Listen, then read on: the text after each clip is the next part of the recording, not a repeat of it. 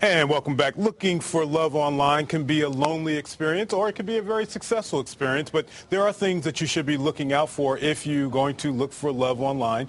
Joining me now is Howard Schwartz. He's the Executive Director of Communications for the Connecticut Better Business Bureau, and welcome to the morning show. Let's talk about that. You know, today is Valentine's Day, a lot of love in the air, but a lot of people are looking for love. But online sites, we're not going to name any of them right now, but online sites can be a place where some people can get in trouble as well.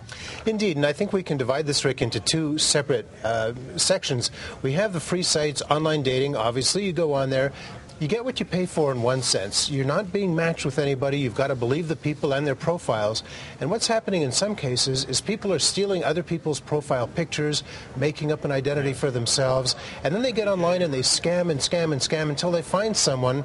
They move to discussion of love very quickly. They get their trust, and then they start hitting them up for money. And it may sound like it doesn't happen to a lot of people, but it's been happening to the score of millions of dollars a year. So yeah, we have a couple of graphics that we can put up to kind of highlight some of those points. Most often they move quickly to talk of love. Yes. In addition to some of those things, typically only available by cell phone or email.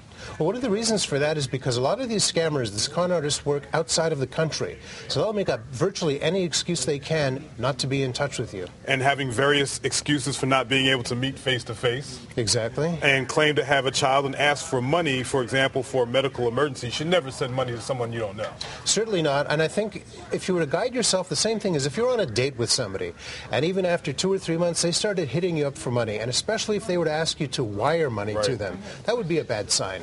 Yeah. So looking at your website at the ConnecticutBBB.org, you have actually a link to a story, Looking for Love, Beware of Valentine's Scammers, and there's a lot of great, useful information that you should check out. Any other tips? Who should they contact? Should they ever contact authorities if they're really concerned about someone trying to scam them?